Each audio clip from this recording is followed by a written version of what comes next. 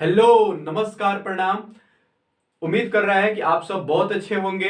ठीक है, चलिए तो आप देख रहे हैं एसएसपी ऑनलाइन क्लासेस में आपका बहुत स्वागत, बहुत बहुत स्वागत है। मैं साहिल कुशवाहा आज आपको 10वीं क्लास का 4.4 आज पढ़ाने यानी कि 4.4 की सारी प्रश्नों को हम हल करेंगे। ठीक है, तो चलिए समय ना गंवाते हुए हम स्टार्ट करते हैं एक्सरसाइज नंबर 4.4। ठीक है, 4.4 के पहले नंबर प्रश्न को हम हल करने का प्रयत्न करेंगे। ठीक है, पहले नंबर प्रश्न को हम हल करने का प्रयास करेंगे।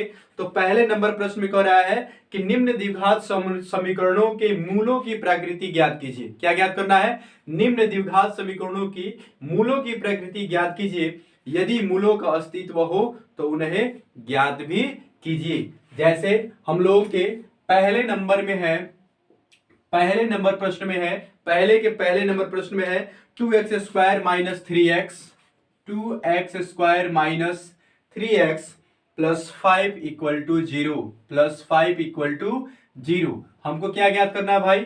मूल की प्रकृति ज्ञात करना है कि ये मूल का प्रकृति है या फिर नहीं है। ठीक है, तो इसको ज्ञात करने के लिए इसमें हमको जो है 3 पद दिखाई दे रहे हैं, यानी कि प्रथम पद है 2 और b यानी कि द्वितीय पद है -3 और c इक्वल टू है 5। ठीक है, तो हमको कौन सा सूत्र लगाएंगे भाई? तो विभीतकर का सूत्र लगाएंगे, विभीतकर। ठीक है, विभीतकर का सूत्र लगाएंगे, यानी विभीतकर को शॉर्ट कोट में डी बोला जाता है। सूत्र होता है b² माइनस 4ac। ठीक है, माइनस 4ac और इससे बड़ा बड़ा या छोटा 0 होना चाहिए। ठीक है, तो देखिए यहां पर जो है हम विभीतकर का सूत्र लगाएंगे, यानी कि d equal to b² minus 4ac, यानी कि -3 का स्क्वायर माइनस 4a का मान हो गया 2 और c का मान हो गया 5, यानी कि 3 त्रिके 9 माइनस 5 चौके 20, 5 दूने 10 चौके 40, यानी कि घटेगा तो बचे कितना? -31, यानी कि हमारा ये जो है मूलों की प्रकृति नहीं है। तो हम क्या कहेंगे? मूल वास्तविक नहीं है। ठीक है, तो यहां पे समझने वाला केस ये है कि हम कब कहेंगे कि मूल वास्तविक है और कब कहेंगे कि मूल जो है वास्तविक नहीं है। तो ध्यान से देखिएगा, यहां पर अगर कोई भी संख्या माइनस में आ जाता है तो मूल वास्तविक नहीं है। कोई संख्या अगर प्लस में आ रहा है तो मूल वास्तविक होंगे, जिसके दो दो मूल निकलेंगे। अगर 0 आ रहा है तो उसके भी मूल वास्तविक होंगे। ठीक है, इसी तरह हम दूसरे नंबर प्रश्न को हल करेंगे। दूसरे नंबर को जांच करते हैं। ठीक है,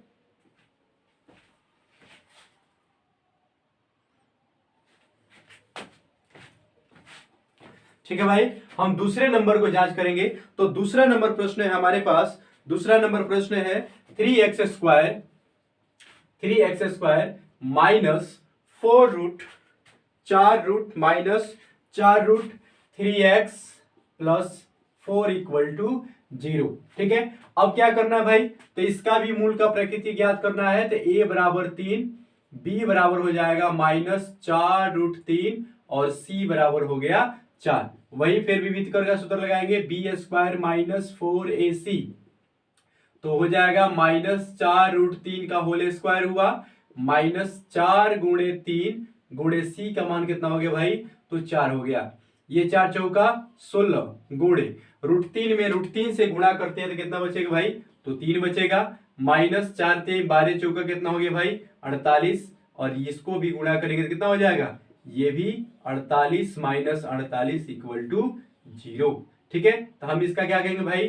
तो मूल वास्तविक है। ठीक है, क्या कहेंगे? मूल वास्तविक है।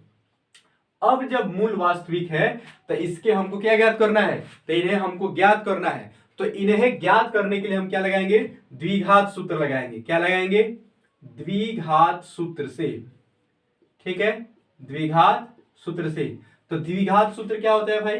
तो द्विघात सूत्र होता है द्विघात सूत्र होता है -b प्लस माइनस √d बटा 2a। क्या सूत्र होता है? -b प्लस माइनस √d बट्टा 2a। ठीक है, इसको हम मिटा दे। चलिए यहां पर देखते हैं, minus b plus minus root under d, यानी कि माइनस बी का मान कितना है भाई, तो बी के मान हमारे पास जो है पहले से ही माइनस में लगा हुआ है रूट अंडर 3, माइनस हमारे पास पहले से है। उसके बाद प्लस माइनस रूट का मान कितना है भाई, तो रूट डी का मान आया हमारे पास 0/2a। ठीक है, सॉरी ए का मान कितना है, ए का मान हमारे पास 3 है, यानी कि बच गया कितना 4√3। ये जीरो का वैल्यू खत्म हो गया, बचा कितना 2/3 6, यानी कि हम इसको 2 के पावर से डिवाइड कर सकते हैं, 2/3 6 और 2 दूने 4, यानी कि 2√3/3। इसी को 2 बार लिख लेंगे, 2√3/3। ये हमारा क्या हुआ, तो आंसर हो गया। ठीक है, ठीक है ना। इसको आप क्या कीजिए, स्क्रीनशॉट ले लीजिए या फिर कॉपी पर नोट डाउन करते चलिए। क्या कीजिए, कॉपी पर नोट डाउन करते चलिए। ठीक है, इस तरह अगर ये वीडियो आपको समझ में नहीं आ रहा है तो इसको बार बार रिपीट करके देखिए, पीछे कर करके देखते रहिए। ठीक है, चलिए अब हम स्टार्ट करते हैं इसमें का तीसरा नंबर प्रश्न। ठीक है, तो आप देखते रहिए हमारे पास। और एक बात आपसे रिक्वेस्ट ये करेंगे कि अगर आपको हमारा पढ़ाई हुआ समझ में आ रहा है तो थोड़ा सा लाइक कीजिए, शेयर कीजिए और सब्सक्राइब जरूर कीजिए, इससे हमारी क्या होगी, मनोबल बढ़ती है। ठीक है, चलिए तो अब हम इसमें का तीसरे नंबर प्रश्न को देखेंगे मेरे भाई। तीसरे नंबर प्रश्न क्या कह रहे हैं, तो तीसरे नंबर प्रश्न कह रहे हैं 2x² 2x² minus 6x plus 3 equal to 0। कितना है, 2x² minus 6x plus 3 equal to 0। अब हमको क्या ज्ञात करना है, इसके मूल का प्रकृति ज्ञात करना है। ठीक है, तो मूल का प्रकृति ज्ञात करना है, यानी +3। फिर से विविधकर का सूत्र लगाएंगे, b² माइनस 4ac। ठीक है, b का मान कितना हो गया, -6 का होल स्क्वायर माइनस 4 गुणे a गुणे c का मान कितना हो गया 3। तो ये हो जाएगा हमारे पास भाई 6 छाके 36 माइनस 4 दूने 8 और 8 तिरका कितना हो गया 24। घटाएंगे कितना बचेगा 12 हमारे पास बच गया। तो इसको हम क्या कहेंगे, मूल का वास्तविक है। क्या कहेंगे, मूल वास्तविक है। तो अगर मूल वास्तविक है, ठीक है, तो क्या ज्ञात करना है, इसके 2 बिंदु ज्ञात करने हैं। तो इसके 2 बिंदु ज्ञात करने के लिए क्या करेंगे, द्विघात सूत्र से, द्विघात सूत्र से। ठीक है, क्या कहेंगे, द्विघात सूत्र से।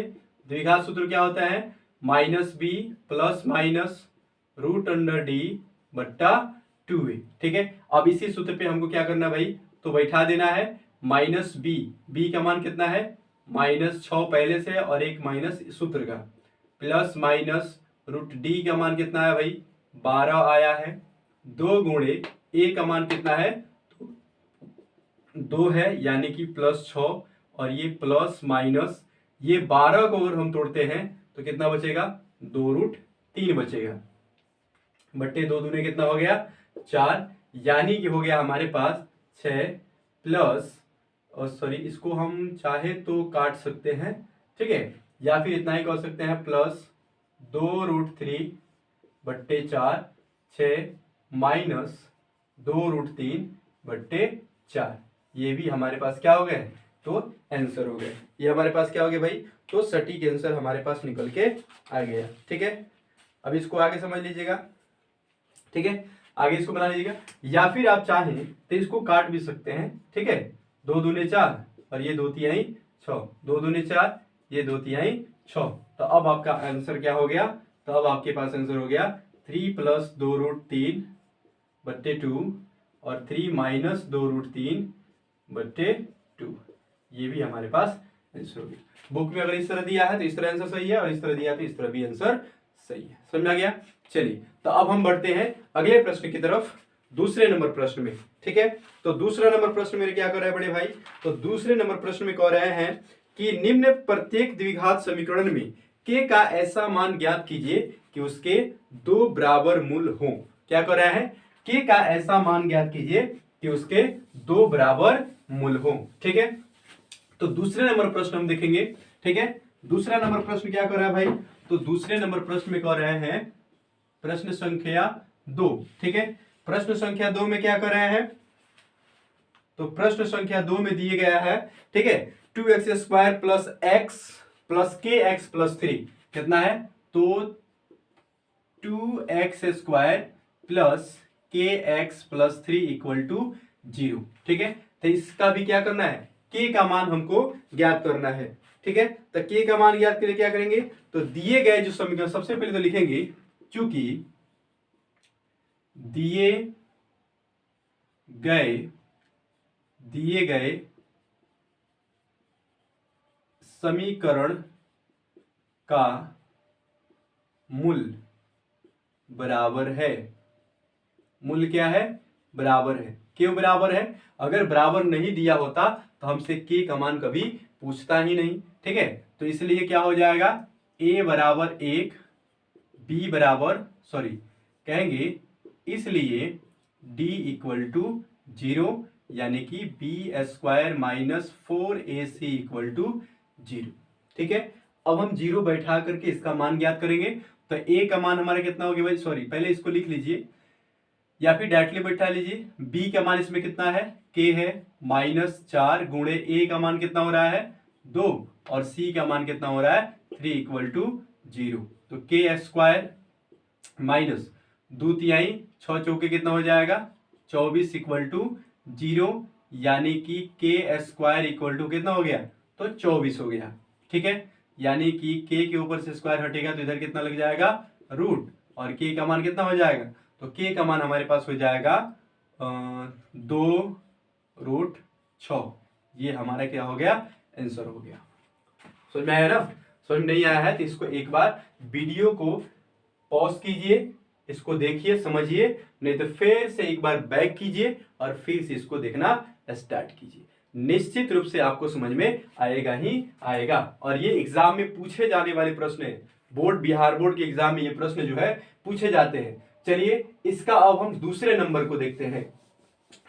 ठीक है भाई, स्क्रीनशॉट लिए थे ना, स्क्रीनशॉट ले लीजिए या फिर कॉपी पे नोट डाउन करते चलिएगा। ठीक है, दूसरे नंबर प्रश्न क्या है भाई, तो दूसरे नंबर प्रश्न है k x into x plus 2 into x plus 2 plus 6 equal to 0।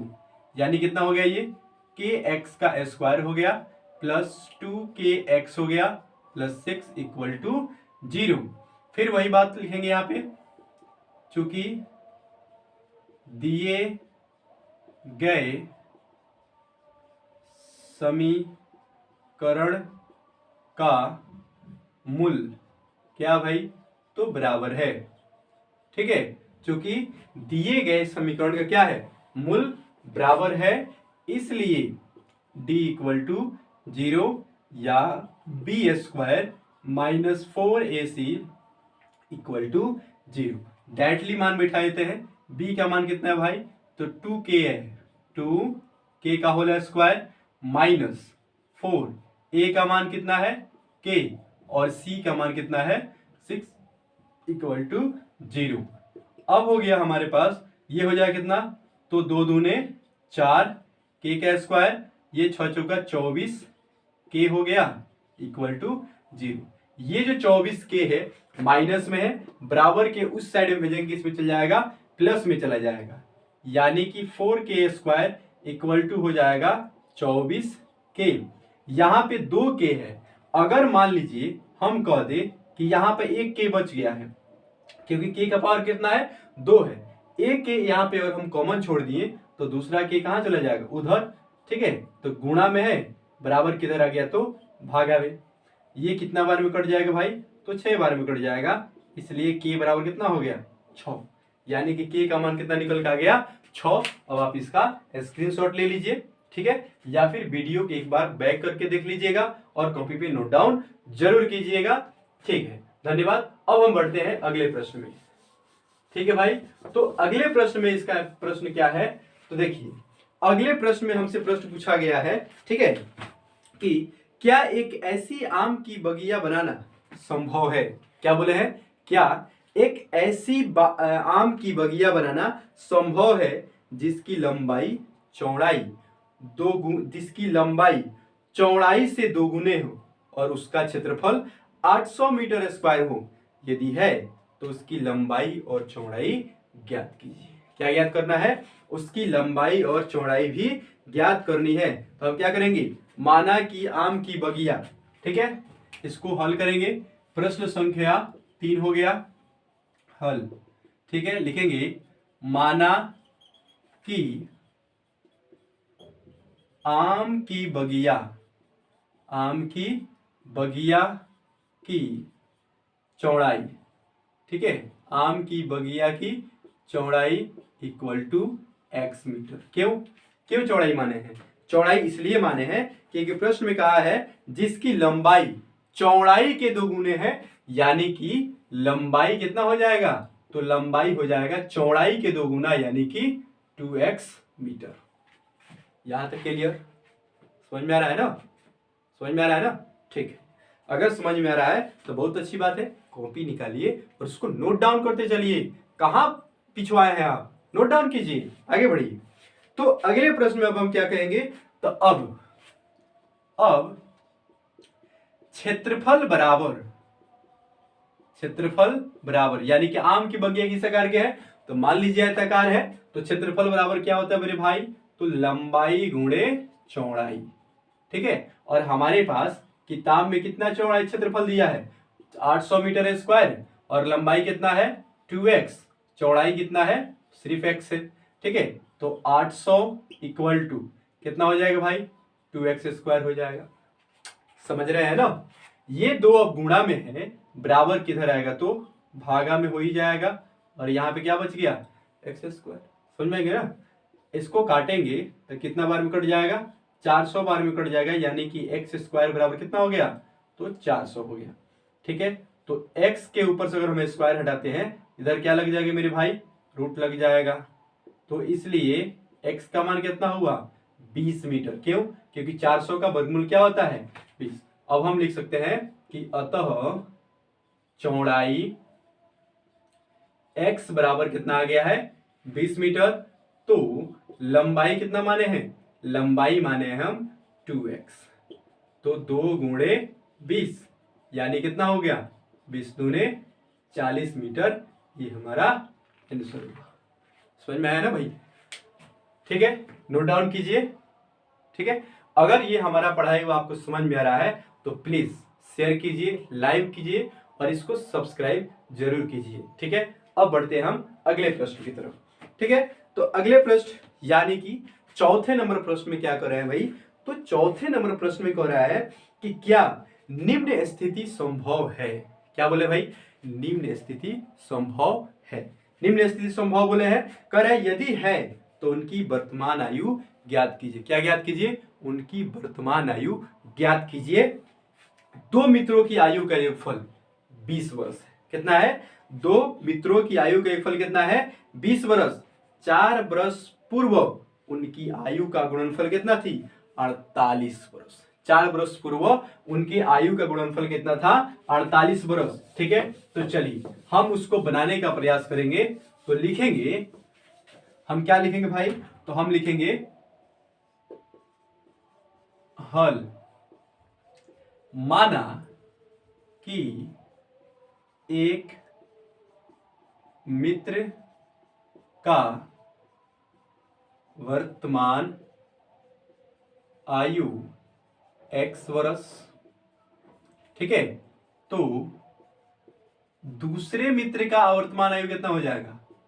तो 20 माइनस एक्स। भाई 20 माइनस एक्स क्यों हुआ है? क्योंकि बोला गया है कि दो मित्रों की आयु का योगफल 20 वर्ष, यानी कि प्रथम का अगर x मान लिए तो दूसरा क्या हो जाएगा? 20 में से प्रथम का आयु घटा देंगे, दूसरा का आयु अपने आप प्राप्त हो जाएगा, ठीक है। फिर हमसे बोले हैं कि 4 वर्ष पूर्व, कितने वर्ष पूर्व? 4 वर्ष पूर्व। ये किस में बोले हैं? तो प्रश्न में बोले हैं, ठीक है। इसलिए लिखेंगे प्रश्न से 4 वर्ष पूर्व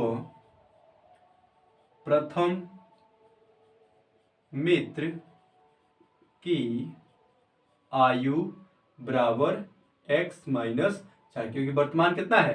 x और 4 वर्ष पूर्व यानी कि पीछे जो बीत गया है। फिर 4 वर्ष पूर्व द्वितीय ना, द्वितीय मित्र की आयु वर्तमान में कितना है 20 माइनस एक्स, और उसमें से क्या करेंगे 4 वर्ष घटा लेंगे यानी कि बच जाएगा 16 माइनस एक्स। फिर दोनों की आयु का गुणनफल, ठीक है, दोनों की आयु का गुणनफल कितना है 48 वर्ष। समझ रहे हैं ना, दोनों की आयु का गुणनफल कितना हुआ 48 वर्ष, यानी कि x माइनस 4 प्रथम मित्र का आयु था और 16 माइनस x ये दूसरे मित्र का आयु था, और गुणनफल कितना हुआ 48 वर्ष, यानी कि 16x plus minus minus x का स्क्वायर माइनस प्लस माइनस हुए चौका 64 माइनस माइनस प्लस, और ये हो गया हमारे पास 4x इक्वल टू 48। ठीक है, तो 16x और 4x मिलके कितना हो जाएगा 20x माइनस x का स्क्वायर माइनस 64, ये प्लस में है बराबर की इधर आ गया तो माइनस में इधर कितना बच गया तो 0। ठीक है, अब हम क्या करें, इसको आराम से सजा सकते हैं, माइनस x का स्क्वायर, ठीक है, प्लस 20x माइनस के माइनस माइनस माइनस प्लस, दोनों को जोड़ देंगे कितना हो जाएगा तो 112 इक्वल टू 0। या फिर हम ये भी कह सकते हैं, अगर माइनस कॉमन निकाल ले तो क्या हो गया x square minus plus minus यहाँ पे हो गया 20x माइनस माइनस प्लस यहाँ पे हो गया कितना 112 इक्वल टू 0, यानी कि हमारे पास हो गया x square minus 20x plus 112 equal to 0। ठीक है, अब द्विघात सूत्र का प्रयोग करके इन सबके आयु का गुणनफल हम क्या करेंगे भाई तो निकाल लेंगे। ठीक है, तो चलिए द्विघात सूत्र का प्रयोग करते हैं और देखते हैं संभव है या फिर नहीं। तो a बराबर 1, b बराबर हो गया माइनस 20 और c बराबर कितना हो गया 112। ठीक है, लगाइए द्विघात का सूत्र, d बराबर बी स्क्वायर माइनस 4ac, और इससे बड़ा या छोटा 0 होना चाहिए। ठीक है, चलिए तो देखते हैं b का मान कितना है भाई माइनस 20 है, माइनस 4 गुणे a का मान कितना है 1, c का मान कितना है 112 इक्वल टू 0, मत लगाइए छोड़ दीजिए, सॉरी, ये कितना हो जाएगा भाई 400 हो जाएगा। ठीक है, माइनस नहीं प्लस में ही होगा, माइनस ये हो गया हमारे पास 448, 12 चौका 48 और 4 एकम 4। ठीक है, अब अगर हम इसको सबट्रैक्ट यानी घटाते हैं तो कितना बचेगा माइनस 48 वर्ष। संभव है तो क्या कहेंगे संभव नहीं है, संभव नहीं है। समझ गए ना भाई, समझ गए ना, ठीक है, समझ गए। चलिए अब बढ़ते हैं हम कहां पे अगले प्रश्न यानी कि 5वें प्रश्न की तरफ बढ़ेंगे। ठीक है भाई, तो 5वें प्रश्न में अब क्या कर रहे हैं भाई, तो 5वें प्रश्न में कह रहे हैं क्या परिमाप 20 मीटर, क्या परिमाप 20 मीटर, सॉरी 20 मीटर नहीं 80 मीटर, क्या परिमाप 80 मीटर तथा क्षेत्रफल 400 मीटर स्क्वायर के एक पार्क को बनाना संभव है। क्या बोले हैं 400 मीटर स्क्वायर के एक पार्क को बनाना संभव है, यदि है तो उसकी लंबाई और चौड़ाई ज्ञात कीजिए। ठीक है, तो हम क्या लिखेंगे, माना कि पार्क की लंबाई, सॉरी इसको पहले रफ कर लेने दीजिए,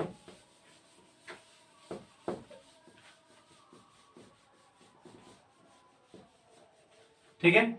चलिए हम यहां पे अब ज्ञात करना स्टार्ट करते हैं। प्रश्न संख्या ये हमारे पास कितना है 5वां नंबर। ठीक है, 5वें नंबर प्रश्न में क्या है, तो 5वें नंबर प्रश्न में हमने क्या प्रश्न बोला था कि क्या परिमाप 80 मीटर तथा क्षेत्रफल 400 मीटर स्क्वायर के एक पार्क को बनाना संभव है, यदि है तो उसकी लंबाई और चौड़ाई ज्ञात कीजिए। तो मान लीजिए कि हम लंबाई x मान लीजिए, ठीक है, लिखेंगे माना कि पार्क की लंबाई x मीटर और चौड़ाई कितना मान लिए y मीटर। ठीक है, लंबाई कितना मान लिए x मीटर और चौड़ाई कितना मान लिए y मीटर, ठीक है। तो पार्क मान लीजिए कि ये आयताकार है, ठीक है। तो पार्क और आयताकार है तो इसलिए 2 इंटू लंबाई प्लस चौड़ाई इक्वल टू परिमाप। समझ में आ रहा है ना, ये परिमाप के बराबर ही होते हैं ना, ठीक है। तो 2 लंबाई कितना है x, चौड़ाई कितना है y, परिमाप कितना है 80 मीटर। अगर हम इसको काट दें तो 40 बार में डिवाइडिंग हो जाते हैं, यानी कि x plus y equal to 40। ये x प्लस में है, बराबर को उधर जाएगा तो माइनस में, यानी कि 40 माइनस कितना हो गया x। हम इसको समीकरण 1 मान करके बैठे रहते हैं, ठीक है ना। अब चलिए, अब हम मान लेते हैं कि अगर हमको चौड़ाई ज्ञात करना है, सॉरी क्षेत्रफल ज्ञात करना है, तो फिर लंबाई गुणे चौड़ाई, सॉरी पार्क का क्षेत्रफल मान लीजिए ना, पार्क का क्षेत्रफल कितना दिए भाई, तो पार्क का क्षेत्रफल कितना दिए हैं, पार्क का क्षेत्रफल कर रहे हैं 400 मीटर स्क्वायर, ठीक है। पार्क का क्षेत्रफल कर रहे हैं 400 मीटर स्क्वायर, यानी कि लंबाई गुणे चौड़ाई इक्वल टू 400 मीटर स्क्वायर। लंबाई कितना है मेरे भाई, तो लंबाई हो गया हमारे पास x, चौड़ाई कितना हो गया, तो 40 माइनस x इक्वल टू 400, यानी कि 40x माइनस x का स्क्वायर इक्वल टू कितना हो गया, तो ये 400 हो गया। समझ गए ना। अब इसको आगे पीछे हम कर सकते हैं, minus x square plus 40x, ये माइनस में है, इधर आ गया तो प्लस में, इक्वल टू कितना हो गया 0। माइनस कॉमन ले लिए तो x square plus minus minus, ये हो गया हमारे पास 40x माइनस माइनस प्लस, और ये हो गया कितना 400 इक्वल टू 0। यानी कि मुख्य रूप से हमारे पास जो समीकरण बच के आया भाई, तो वो हमारे पास समीकरण क्या है, x square minus 40x plus 400, ठीक है। अब हम इसको क्या करेंगे, गुणनखंड विधि से तोड़ करके चौड़ाई और लंबाई और चौड़ाई ज्ञात कर लेंगे। तो इसको गुणनखंड विधि से, चलिए इसको दूसरे विधि से तोड़ते हैं। आपको हम 4.2 वाले अध्याय में बताए हैं कि पहला पद गुणे तीसरा पद, जोड़ घटाव दूसरा पद, इस मेथड से आप आराम से बना सकते हैं, ठीक है। तो एक्स स्क्वायर माइनस ये दूसरा पद को इतने बार में तोड़ना है कि तीसरा पद आपसे आप आ जाए। अगर हम कहें कि माइनस 20x और माइनस 20x प्लस 400, तो माइनस के माइनस माइनस माइनस प्लस जोड़ेंगे तो 20 हो ही जाएगा, 40 हो ही जाएगा। माइनस माइनस प्लस, और 20 बिसावा कितना होता है 400, यानी कि हमारा बनाया हुआ क्या है, सही आ रहा है, ठीक है। चलिए अगर हम x कॉमन लेते हैं, एक अक्ष अंदर चल जाएगा, x से x कट गया मेरे भाई, तो क्या बच गया 20। अगर हम माइनस 20 कॉमन लेते हैं तो क्या बच गया x प्लस माइनस माइनस, और ये कितने बार कट जाएगा 20 बार में आराम से कट जाएगा, यानी कि x माइनस 20 एक हो गया और x माइनस 20 एक हो गया, यानी कि दोनों का मान क्या होगा, बराबर ही हो जाएगा। यानी कि हम एक ही को उठाएंगे और x बराबर कितना प्राप्त कर लेंगे 20। तो ये हमारे पास क्या बन के आ गया, लंबाई बन के आ गया ना। लेकिन अब चौड़ाई ज्ञात करना है, क्या कहेंगे, समीकरण 1 से। समीकरण 1 में हम कितना माने थे मेरे भाई, तो y बराबर माने थे 40 माइनस एक्स, यानी कि 40 माइनस 20 कितना आ गया 20 मीटर। ये हमारे पास आंसर आ गया। समझ में आया ना, ठीक है। चलिए अगर ये हमारा अभी वीडियो अच्छा लगा है तो इसको लाइक कीजिएगा, शेयर कीजिएगा और सब्सक्राइब करना मत भूलिएगा। धन्यवाद। जय बिहार, जय भारत।